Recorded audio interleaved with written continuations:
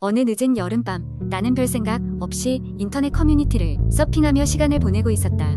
그때 눈길을 끄는 제목의 글을 발견했다. 밤새 시에 절대 열어보지 마세요. 호기심이 생긴 나는 그 글을 클릭했다. 글쓴이는 그저 한밤중에 신비로운 경험을 했다고만 적어놓았다. 덧붙여 본인이 한 가지 규칙만 지켰더라면 그런 끔찍한 일을 겪지 않았을 것이라 했다. 글쓴이는 자취방에서 혼자 살고 있었다고 한다. 어느 날 밤 무더위 때문에 좀처럼 잠을 이루지 못해 새벽까지 뒤척이고 있었다. 그렇게 침대에 누워 스마트폰을 들여다보며 시간을 보내고 있었는데 어느 순간 방 안에 이상한 냄새가 퍼지기 시작했다. 설명할 수 없는 비릿한 냄새였다. 어딘가 불길한 느낌을 받은 글쓴이는 핸드폰을 내려놓고 냄새의 출처를 찾기 위해 방을 돌아보기 시작했다. 냄새는 그리 오래가지 않았다. 그런데 갑자기 방문을 노크하는 소리가 들렸다. 시계 초침 소리마저 크게 들릴 정도인 깊은 침묵을 가르며 두드리는 소리가 규칙적으로 이어졌다. 새벽 3시였다. 이 시간에 누가 찾아올 리 없다는 생각에 글쓴이는 섬뜩함을 느꼈다. 잠깐 멈칫했지만 누군가 장난을 치고 있는 거라 생각하며 일어나 문 쪽으로 다가갔다. 문에 귀를 대고 들어보니 그저 끊임없는 두드림이었다. 이 시간에 웬 장난일까 생각하며 조심스럽게 도어락을 걸고 방문에 달린 작은 구멍으로 밖을 내다보았다. 하지만 복도는 아무도 없었다. 어딘가 이상했다. 다시 방문이 울리는 소리가 났지만 구멍으로 본 복도에는 아무 움직임이 없었다. 그 순간 글쓴이는 문 너머에서 사람 목소리가 들리는 것을 알아챘다. 아주 낮고 속삭이는 소리로 무언가를 중얼거리고 있었다. 불안감이 커져가며 그는 문을 열지 않고 버티기로 했다. 두드림과 속삭임은 한동안 계속되다가 서서히 사라졌다. 다음 날 아침 인터넷에서 그 경험을 공유하며 다른 사람들의 의견을 구하고자 커뮤니티에 글을 올리게 되었다. 다양한 추측과 위로의 댓글들이 이어졌다. 그중 하나의 댓글엔 같은 경험을 했다는 사람의 이야기가 담겨 있었다. 그 사람은 궁금함을 참지 못하고 결국 문을 열어본 적이 있다고 했다. 문을 열자마자 자신에게 해를 입히려는 할 수 없는 존재를 목격했고 겨우 그곳에서 탈출할 수 있었다고 한다. 그 댓글에는 그 상황에서 자신이 사용한 소위 퇴치 방법이 기록되어 있었지만 자세한 내용은 알 수 없었다. 직접 경험한 사람들만이 이해할 수 있다는 그 튼적없는 문구가 적혀 있었다. 그 이후로 글쓴이는 그 시간만 되면 기분 나쁜 느낌에 사로잡혀 다른 거주지로 이사를 갔다고 한다. 그 후에도 인터넷을 통해 그 비슷한 경험담을 종종 찾아보았지만 답답한 마음을 해결하긴 어려웠다. 그렇게 이상한 경험은 그의 기억 속에 깊이 남아 세월이 흘러도 잊혀지지 않았다. 여전히 그는 가끔 깊은 밤이 되면 그때 그 소리가 다시 들릴까 두려워 잠 못 드는 밤을 보내고 있다. 그 이야기는 인터넷 커뮤니티에 몇몇 사람들 사이에서 아직도 회자되고 있으며 다른 사람들로 하여금 다시금 그 괴이한 경험을 상상하며 소름을 돋게 하곤 한다. 두 번째 이야기제가 이 경험을 한 것은 몇 년 전 대학교 시절 여름방학 때였습니다. 그해 여름은 유난히 더웠고 저는 친구들과 함께 강원도의 작은 시골 마을로 여행을 가게 되었습니다. 그곳은 공기가 맑고 경치가 아름다워 유명한 여행지였지만 밤에는 매우 조용해 사람들이 무섭다고도 했습니다. 도착한 첫날 밤 우리는 저녁을 먹고 숙소로 돌아왔습니다. 숙소는 오래된 한옥 스타일의 집이었고 특유의 나무 냄새가 분위기를 더했습니다. 저녁을 먹고 나서 주변을 산책하기로 했습니다. 밤하늘의 별은 도시에선 볼 수 없던 양만큼 쏟아져 내릴 듯했고 우리는 각자의 손전등을 들고 마을을 걸었습니다. 산책을 하다가 조금 외진 곳의 작은 구식 놀이공원을 발견했습니다. 곳곳의 녹슨 놀이기구들은 정체를 알 수 없는 음산한 소리를 내며 바람에 살짝 흔들리고 있었습니다. 친구 중 한 명, 민철이가 장난스럽게 놀이기구 중 하나인 회전목마에 올라타더니 마치 당시의 분위기를 잊은 듯 그것을 움직여 보려 했습니다. 그러나 회전목마는 꿈쩍도 하지 않았고 우리는 그곳에서 얼른 나오자는 의견에 동의했습니다. 숙소로 돌아와 씻고 나서도 그 무시무시한 놀이공원이 머릿속에서 떠나지 않았습니다.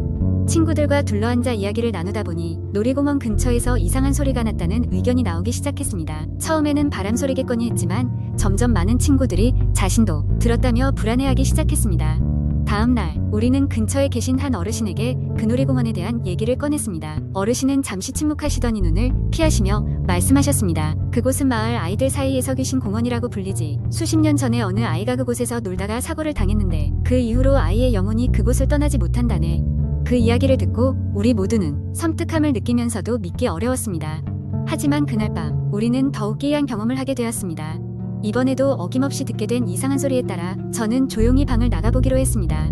문을 열고 나서 계단을 내려가는데 숙소의 작은 마당에서 희미한 불빛이 보이는 것이었습니다. 숨죽인 채 그 불빛을 따라가 보니 마당 한가운데에서 전날 밤 우리가 갔던 회전목마가 천천히 돌아가고 있었습니다. 물론 그곳에는 사람이 없었습니다. 그 순간 저는 소름이 끼치고 등을 타고 한기가 올라오는 것을 느꼈습니다. 그 자리에서 얼어붙은 채 한참을 있었던 것 같습니다.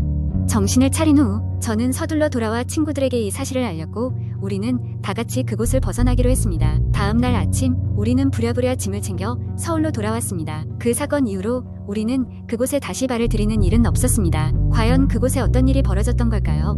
오래된 회전목마는 지금도 누군가를 기다리며 돌고 있는 것일까요? 그 경험 이후로 저는 한동안 밤에 혼자 다니는 일이 무서워졌습니다. 사람들은 종종 놀이공원의 그 이야기와 제 경험에 대해 회의적이거나 우습다고 생각하지만 직접 그 자리에 있었던 저에게는 결코 잊을 수 없는 공포의 기억입니다. 이 이야기가 너무 길고 믿기 어려웠다면 그저 허구의 이야기라고 생각하셔도 좋습니다. 하지만 혹시 여러분도 한밤중에 무언가의 부름을 듣게 된다면 조용히 문을 잠그고 기다리기를 바랍니다. 세 번째 이야기, 서울 외곽의 작은 마을에 사는 한 대학생 지우는 여름방학 동안 본가에 내려가기로 결정했습니다. 그의 가족은 오래된 한옥에 살고 있었는데 밤하늘의 별들을 바라보며 한적하게 쉬기에 완벽한 장소였습니다. 하지만 한옥에는 오래전부터 내려오는 이상한 전설이 있었습니다. 마을 사람들은 그곳에 가끔 애격식의 흰옷을 입은 여인의 형상이 나타난다고 말하곤 했습니다. 그 여인은 울고 있는 것처럼 보이지만 그녀를 자세히 보게 되면 끔찍한 일이 생긴다고 했습니다. 지우는 이런 이야기를 어릴 때부터 들어왔지만 특별히 신경 쓰지 않았습니다. 그저 할머님이 들려주신 옛날 이야기겠지 라며 웃어 넘겼던 것입니다.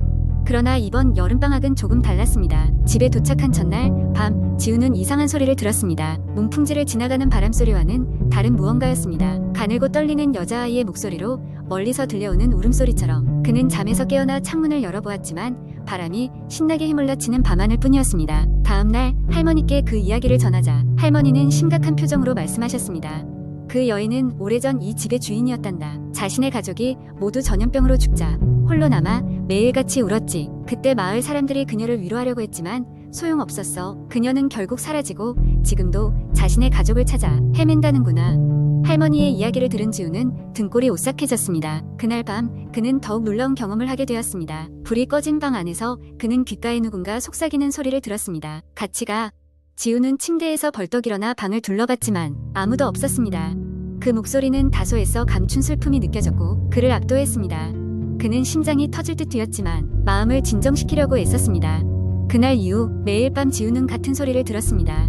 점점 더 선명해지는 그 목소리와 함께 그는 자신이 이상한 꿈을 꾸고 있다는 것을 깨달았습니다. 꿈속에서 그는 자신의 집이 아닌 낯선 공간에 서 있었고 그 앞에는 무서운 눈빛을 한 여인이 있었습니다. 그녀는 아무 말도 없이 울기만 했고 지우는 그 울음소리가 점점 자신에게 다가오는 것을 느낄 수 있었습니다. 하룻밤은 특별히 더 끔찍했습니다. 그는 꿈에서 깨어났지만 여전히 깨어나지 못한 듯한 느낌이 들었습니다. 방 안은 이상하리만큼 어두웠고 그는 침대에서 일어나 팔을 뻗다가 무언가 부드럽고 차가운 것을 만졌습니다. 그는 불을 켰고 침대맡에 흥건히 젖어 있는 물방울을 발견했습니다. 그런 일이 있을 수 없다는 생각에 온몸이 떨렸습니다. 손에서 묻어나온 차가움은 마치 그날의 꿈이 현실로 이어진 것만 같았습니다. 지친 몸과 마음으로 그는 결국 할머니에게 털어놓기로 결정했습니다. 할머니는 깊게 한숨을 내쉬며 말했습니다. 내가 그녀를 도와줘야 해. 그 여인의 슬픔을 풀어주지 않으면 너 또한 그 울음의 저주에서 벗어날 수 없단다. 지우는 할머니의 조언을 받아들여 마을의 신탁에 따라 여인의 혼을 달래려고 했습니다. 그는 여인의 가족이 묻혀있던 장소를 찾아가 그곳에 작은 제단을 쌓고 그녀를 위한 제사를 지냈습니다. 눈물이 멈추지 않는 여인은 그의 마음 깊이 다가왔고 결국 지우는 마음속 깊은 곳에서 용서를 빌었습니다. 마지막 날 밤 그는 꿈속에서 여인을 다시 만났습니다. 이번에는 그녀가 울거나 슬픔에 잠겨있지 않았습니다. 대신 그녀는 조용히 웃으며 지훈을 내려다보고 있었습니다. 그 모습은 평안해 보였고 지훈은 그제야 안도의 숨을 내쉴 수 있었습니다. 그 이후로는 그녀의 목소리도 그 끔찍한 꿈도 다시는 그를 찾아오지 않았습니다. 여름이 끝나가던 어느 날 지훈은 서울로 돌아가기 전 집 주변을 산책하다가 이상한 것을 발견했습니다. 그의 손가락 사이로 작은 백합꽃 한 송이가 놓여 있었습니다. 그는 그 꽃을 잠시 바라보다가 미소를 지으며 하늘을 올려다보았습니다. 좋은 곳에서 편히 쉬세요. 그 여름 이후로 지우는 더 이상 그 집에서 할 수 없는 목소리나 꿈에 시달리지 않았고 마을 사람들로부터 한옥의 여인이 나타난다는 이야기도 끊어졌습니다. 오직 백합꽃이 피어날 때마다 지우는 조용히 그 이야기를 마음속에 간직하며 웃곤 했습니다.